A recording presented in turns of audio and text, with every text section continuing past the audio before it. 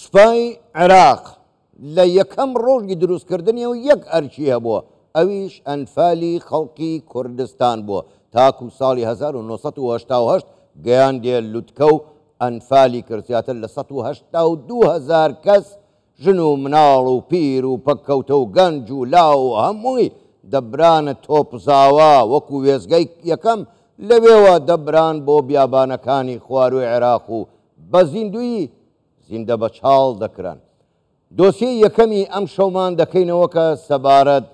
بە سەربازگەی تۆپزاوایە و یەکەم وێزگەی ئەنفالی گەلی کوردستانە. ئەخۆ دەکرێتە مۆنەمنت، ئەخۆ عێراق ڕێدەدات ئەو تاوانە دوایی ناشارێتەوە بیکەن بە شتێکی تر. میوانێکمان لەگەڵدایە، لەگەڵ میوانەکەمان قسەی زیاتر و پرسی زیاتر لەسەر ئەم بابەتە دەکەین. میوانەکەمان زۆر بەڕێز فەهمی بورهان، سەرۆکی دەستەی ناوچە کوردستانیەکانی دەرەوە ئیدارەی هەرێم ڕاستەوخۆ لە شاری سلەیمانیەوە لەگەڵماندایە. کاک فەهمی شەوتان باش، زۆر زۆر سپاس بۆ بەشداریکردنیشتان لەگەڵمان لەم گەشتەی ژووری هەواڵی کوردستان 24. بۆ خۆت باش دەزانی تۆپزاوا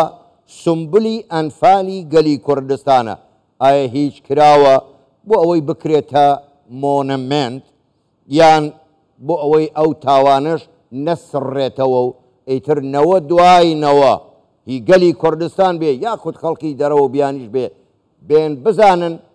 سوپای عێراق چی بە گەلی کورد کردووە؟ شەوتان باش کاک حاکم، سڵاو بۆ جەنابتو بۆ بینەرانی بەڕێزی کوردستان 24. بەبێ گومان مەسەلەی کردنەوەی یان دروستکردنی مۆنۆمنتێک بۆ تۆپزاوا لە ئەکرێتە خواروی کەرکووکەوە بەنسبەت ئێمە مەسەلەیەکی زۆر گرینگە و زۆر جێبایەخ بۆ لامان. ئەوەی کە تۆ باست کرد لەسەر ئەهمێتی ئەم مۆنۆمنتە، بەڵێ بەبێ گومان وایە مەسەلەی دروستکردنی مۆنۆمنتێک لە تۆپزاوا جگە لەوەی کە نیشاندانی ئەو ستەم و زوڵمەیە کە دەرحەق بە کۆی خەڵکی کوردستان کرات، چونکە لە تۆپزاواوە هەموو خەڵکی کوردستان کە ئەنفال کران لەوێەوە دابەش و تەوزیعکران بەسەر خوار و ناوەڕاستی عێراقا کە ئەمە خۆی گرینگە، ئەمە نیشاندانی ئەمە یان بە زیندوهێشتنەوەی ئەمە مەسلەیەکی گرینگە و بەقەدەر ئەمەش ئەهمێتێکی تری هەیە. ئەوش ئەوەیە کە دروستکردنی مۆنۆمنتێک لە خواروی کەرکووک جێپەنجەی خەڵکی کوردستان و زوڵم و ستەمی خەڵکی کوردستانی پێوە بێت کە بەسەر خەڵکی کوردستانە هاتووە پێوەی بێت، بێگومان مەسلەیەکی زۆر زۆر گرینگە. بۆیە ئێمە بەش بە حاڵی خۆمان پشتیوانی ئەم بابەتاکەین. وەکو دەستەی ناوچە کوردستانیەکانیش لە 29 پێنجی ئەم ساڵ لە بەپێی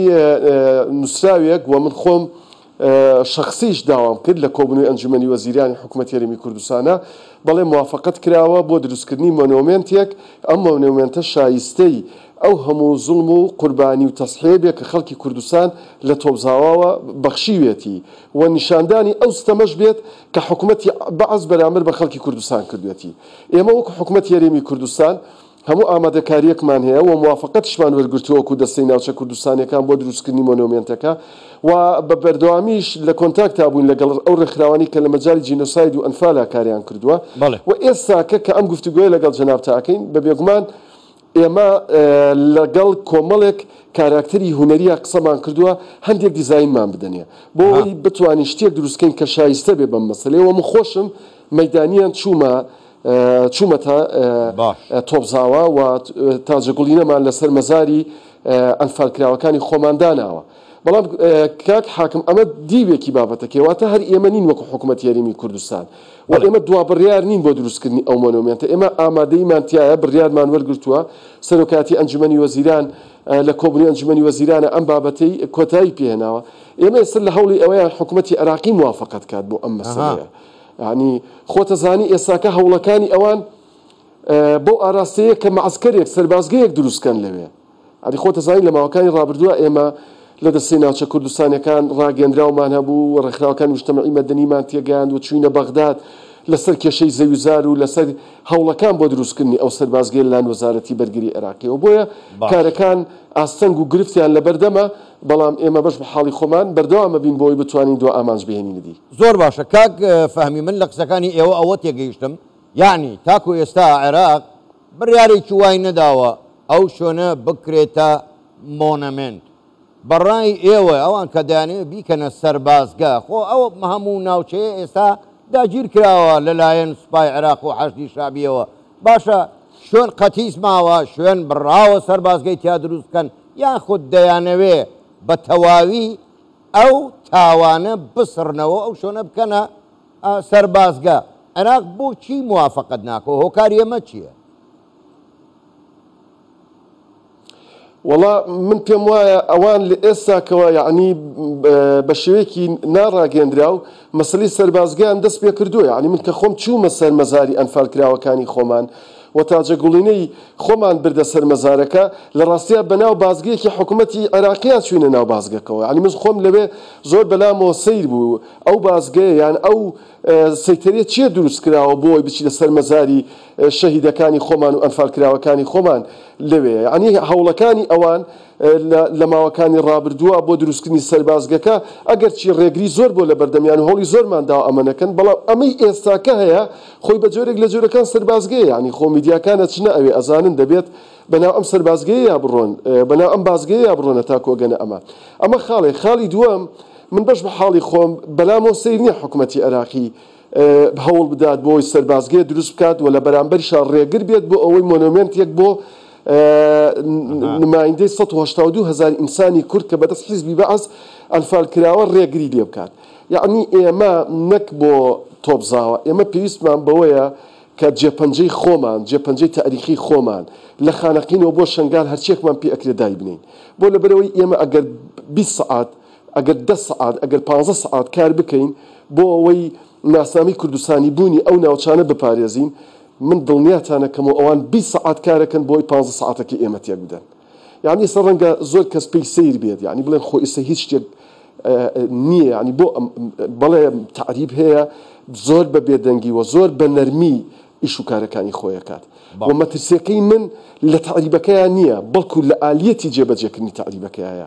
لەو مەترسیایە کە ئەو ئالیەتیان بەو ئالیەتە نەرمەکاری پێ ئەەکەن بۆ لەبەر شەقامی کوردی ئێسەوە ئەحساس ناکە ئەمە هەبێت بەڵام من تایە ئەژیم من ڕاپۆرتم بۆ دێت من گەڕەکەکانە بینم ئەمەی ئەستش کە جەنابەت باسیەکەیت هەر لەو چوارچێوەیە یعنی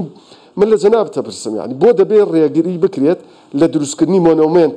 مۆنومنتێک خۆ ئەوەی کە ئەنفالکراوەکانی ئێمە حکوومەتی نوێ عێراق و ئەو حکوومەتە دروستی نەکردەوە کە لە دوای بڵین حیزبی بەعەز هاتۆتە سەرکار لە 2003 ئەنفال بەعەز کردوێتی ئەوان هەروەکو چۆن یاسا بەرکارەکانی سەردەمی بەعەز کار پێ ئەەکەن بە هەمان شێوەش ڕێگە نادەن یعنی مۆنومنتێک دروست بکرێت بۆ ئەنفالکراوەکانمان کە بەعەز ئەنفالی کردووە بۆیە بەش بە حاڵی خۆم من پێم وایە دەبێت ئێمە جددیتر بین بۆ ئەوەی بتوانین ئەو تەحەدی و ئەرقەلە و گرفتانی کە لە بەردەممانایەتیان پەڕێنی زۆر باشە کاک فەهمی دەستە خۆش بێ بەڕاستی ئەوەی بن بەڕێت هێنایە سەر بەڕە هەمان عەقڵیەتی بەعسە بەرامبەر بە کورد بەبێ شاردنەوە کاتم زۆر نەماوە پێم خۆشە زۆر بە ڕاوشکاوانە وەڵامم دەیتەوە من دەمەوێت جگە لە ئەوەی کە حکوومەتی هەرێمی کوردستان دەبێت کاری بۆ بکە دەمەوێت بزانم حیزبەکانی کوردستان خەڵکی کوردستان ڕۆشنبیران ڕێکخراوەکان هەموو ئەمانە کە دژی داگیرکارانی کوردستان بەردەوام قسە دەکەن بۆ خۆپیشاندانێک نابینین لە شارەکانی کوردستان بۆ هەوڵێک نابینین ئەمەش بەشێکە لە داگیرکاری ئەمەش جارێکی کە کولاندنەوەی بیری ئەنفال نییە بۆ کەس نابینین لەسەر ئەمە قسە بکە والله من بەش بە حاڵی خۆم کەمترین ڕەخنە و گلەیم لە شەقامی کوردی و لە خەڵکی کوردستانە ڕووی ڕەخنەمان دەبێت لە حیزبە سیاسیەکانی کوردستان بێت و بە تایبەتیش لە یەکێتی و پارتی بێت و هەموو حیزبێکیش بە ئەندازە و بە حەجمی خۆی بەرپرسیارەتی بارودۆخی ناوچە کوردستانەکانی لە ئەستۆیە یعنی هیچ کەسێک لە دەرەوەی بەرپرسیارەتی نییە بەڵام بە شێوەیەکی گشتی من بڕام وایە هەم میدیای کوردی و هەم خەڵکی کوردستان سەبارەت بە ناوچە کوردستانەکان و بە مەترسیەکانی تعریب و بە مەسەلەی ئەهمیەتی کەرکووک هەموو کاتێک یعنی ئامادەییان تایە و با یەکێکی پارتیشەوە بەڵام ڕەخنەکە لەوەیە بۆچی دەبێت ئێمە گرفتەکانی ئەو ناوچانە یەکمان نەخات کێشەکانی ئەو ناوچانە مەترسیەکانی تعریب هەژمونی تعریب ڕۆژانە دروستکردنی گەڕەکی نوێ ڕۆژانە چوونە سەر خەڵکی خانەقین ڕۆژانە چوونە سەر خەڵکی شەنگار ڕۆژانە چوونە سەر خەڵکی کەرکووک و جیاکاری لەم هەموو خزمەتگوزاری کە ئەکرێت بۆ هەموو ئەمانە یەکمان ناخات کێشەکانمان وەلاوە برین خۆمان ئامادە بکەین من کاکە حاکم تەنها دوا قسەم ئەوەیە باش بە حاڵی خۆم ئومێد ئەەکەم ئەمەی کە ڕوو ئەدات بە بەرنامەوە نەبێت لە بەغاوە حکومەتەکەی جنابی سوودانی و حکومەتەکانی پێشووتر پلانیان بۆ دانە نابێت بەڵکو ئەمە حکومەتی خۆجێی لەو ناوچانە بیکات لە ناوچە کوردستانیەکان مەترسیەکە ئەو کاتە قوڵە بێتەوە کە ئاشکرا بێت ئەمە لە بەغداوە ئەم بەرنامانەدا ئەندرێت کە ئەمە بەڕاستی بەشێک نییە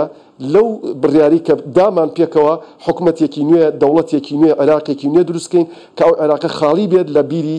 شۆڤێنیزم خاڵی بێت لە دیکتاتۆریەت عێراقێک بێ بۆ هەمومان بێت نەک جیاوازی بکات لە بینی منێکی کورد و تورکمانێکی ماڵوێران و ئاشووریەکی دەربەدەر و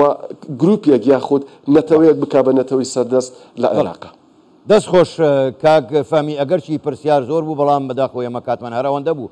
زۆر بەڕێز فەهمی بورهان سەرۆکی دەستەی ناوچە کوردستانیەکانی دەرەوەی ئیدارەی هەرێم ڕاستەوخۆ لە شاری سلێمانیەوە لەگەڵمان بووی زۆر سپاس بۆ تۆ شەوتان باش.